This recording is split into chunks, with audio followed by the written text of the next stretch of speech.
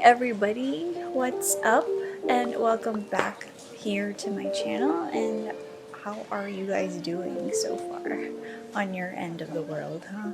So for today, we are going to talk about the not so beautiful parts of breastfeeding. I just want to say this is not to discourage you from breastfeeding. This is just the stuff that I went through. This is somewhere we can have a safe place to talk about it, relate, sympathize, and just connect. Breastfeeding is absolutely beautiful, but there is a part of it that is not that great. So with my first month of breastfeeding, you'd think like, it just happens naturally, but it doesn't. There's actually ways of latching, there's ways of trying to get the whole nipple and areola in there, and I did not even know that you had to get everything in there. So the first month was great in a way because my milk was coming in and I was excited, but my skin wasn't ready for the friction, so it caused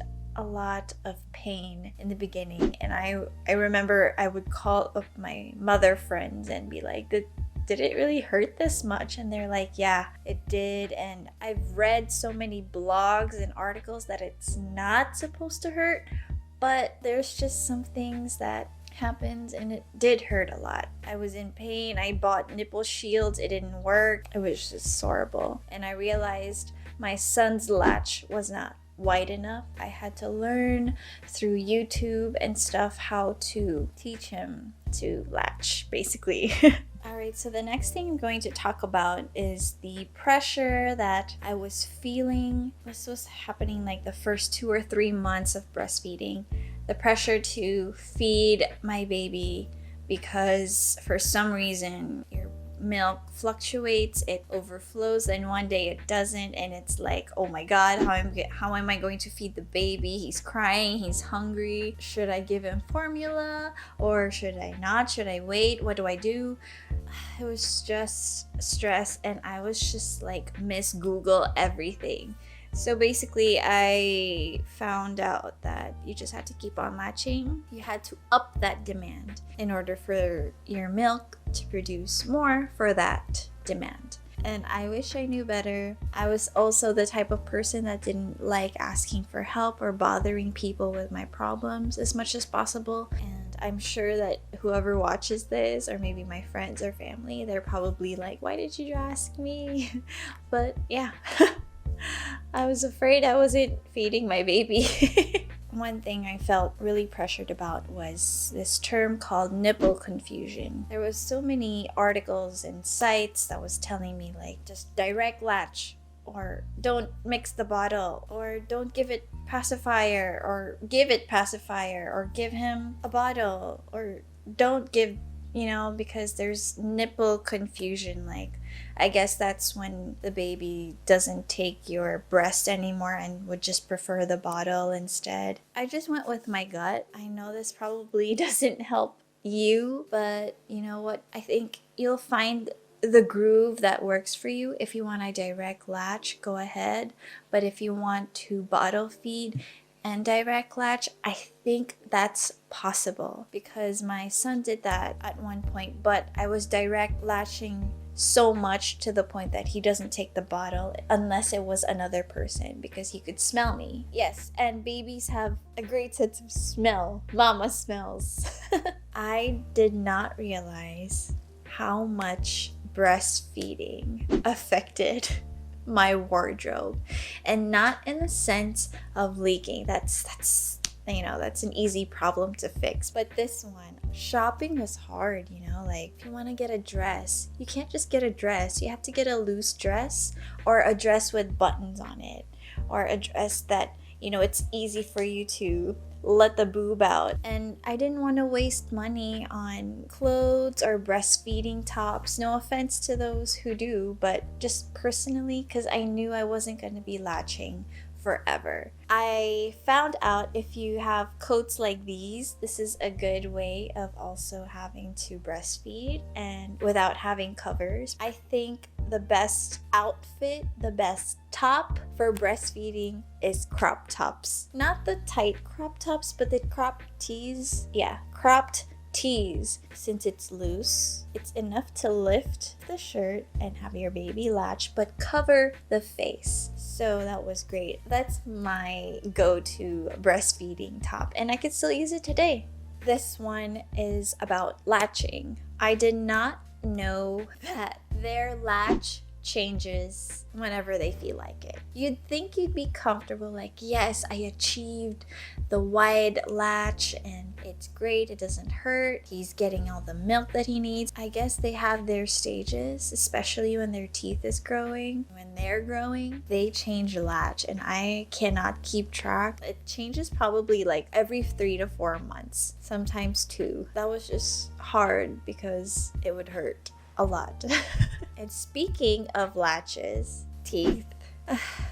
It's teeth. Like, try to teach your children to open wide as much as possible, because those teeth, when they come in, it's probably one of the most painful things I've gone through. It's like I'd rather give birth again rather than deal with baby's teeth. Now I'm going to talk about milk blebs and milk and blocked milk ducts. Such a mouthful, you know. I hate milk ducts. Milk ducts. I'm going to show a picture of what a milk bleb is, and I'm going to show what blocked milk ducts are. Milk blebs are sort of kind of like pimple-like, and it's white, and it's just dry skin, and the milk couldn't go out. It does happen. So make sure when you shower, make sure to clean your nipple really well, not because of just bacteria and being clean, because it can create dry skin as well. So make sure you moisturize, clean it well to prevent milk blebs, because I've had that happen and it hurts so much, which leads to blocked milk ducts, and that happens too. It's like a hard ball that you have to massage sometimes for the milk to come through, because maybe your milk is too fatty and it's stuck there. It happens, and I've mentioned this in another video. I'll link it up here. And make sure to always have, well, a hot compress pack. It's pretty much like just have something warm so that the fats will just flow through and not block your ducts. And it's a good way to prevent pain. But if you are going through this, I think there's something you could take called lecithin. I'm sorry. I'm going to put it here because I probably butchered that name. And that helps lubricate your milk tubes.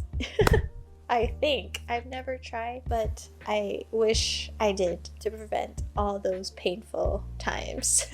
With breastfeeding comes, there are times when you want to just drink a glass or drink as much as possible. But it comes with the territory of worrying about your child. Especially me, I was direct latching. I wasn't pumping so much. I remember the milk that I would leave with my mother-in-law when she takes care of my baby. It's like, it's such a limited time. Like, a bag will buy me about 3 hours of free time. So I have to constantly milk myself to the point where I can leave him overnight or a long night with my mother-in-law, so that the next day I have the night to sleep it out and get the alcohol out of my system.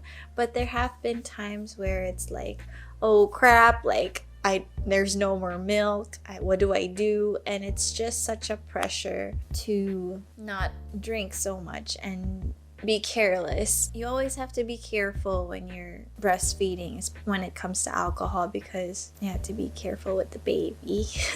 So that's the benefit of formula, in my opinion. It's like, hey, drink some milk. I can drink whatever I want. But yeah, that was just one of my worries when I was breastfeeding. So I'm one of those moms that did not sleep train my baby. I think if I were to have another one, I will incorporate sleep training now, but my go-to was I always put my baby to sleep by latching. So at first it was easy because he would sleep right away, like 20 minutes, he'll be knocked out. But as he got older and more aware of the world, he started sleeping like 45 minutes to 1.5 hours, maybe even 2 hours. And that's him attached to me. I was his pacifier. I will link down below how we weaned him by accident with no milk. You can do what we did and see if it works. So for a whole, I think a whole entire year, I was putting him to bed, and it would always take 45 to 1.5 hours to put him to bed while attached to me. My goodness. So first time moms, I think you will relate to this. I had the stress of the rules of breast milk on when it goes bad. How long can it stay out? How long can it stay in the refrigerator? Or how long can it stay in the freezer? How long can it stay in a cooler or whatever, you know, or in a bag, or how long? That just, it was too much. It was so much. Oh, and like, you can't microwave it. You can't have the water too hot because you'll kill the nutrients. You have to have it just right, just so you could warm the milk. How long to thaw the milk? How long can you take? Oh, okay, I could go on forever. I mean, it just drove me crazy. Make sure to get your sources right. I know Medela and those big name brands are related to breastfeeding and pumping. I know they have a chart or an article that you could refer to all the time, and I feel like since they're experts on that, go for it. Ask your lactation consultant, ask your OB about the milk, because there's so much information in the internet. It just drove me crazy because each blog I read or article or whatever, it was always different. Get your sources right, make a list of your own, and trust your instincts. Taste it, smell it, if it's still good, just to be safe. Make sure to get your sources right. Overall, breastfeeding is one of the most wonderful and beautiful things that I was able to do as a mom, and it's a connection that I never thought I'd have with my son. You know, it's kind of bringing me to tears because, you know, that's your baby. And it's a connection that I can't explain it. Like, I can't. I don't know why it's making me cry.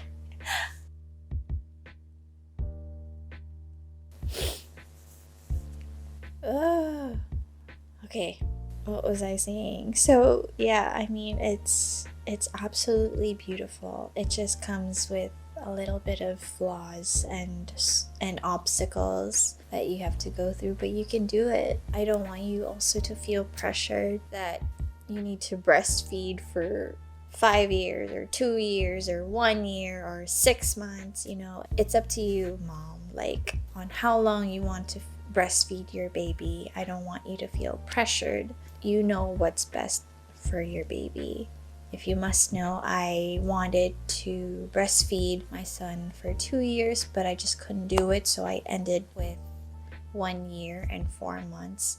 I remember I tried weaning him about 3 months before I stopped breastfeeding him to wean, and I wasn't ready. Like, I remember crying so much with him because it felt like such a breakup. I'm gonna cut this connection that we have. That was one of the most difficult things I went through with weaning, not because of the physical pain, but the pain in my heart to stop. I know you moms get it. Moms, just listen to your body. You'll know when you're ready to wean. From here, I just want to say that whether you're breastfeeding or you're feeding your child with formula, they're both absolutely wonderful. You're just, as long as your baby is fed, that is important. As long as they're healthy, as long as they're happy, and as long as you are also happy, that's what's best for both of you and baby. try to block out the world, because a lot of people will tell you what to do. Thank you guys for listening all the way up to here, and make sure to follow me on my socials and let's connect. And don't forget to subscribe and hit that notification bell to hear more from me right when I upload. So I hope you guys stay safe, be healthy, eat healthy, and be well. I'll see you guys soon. Bye.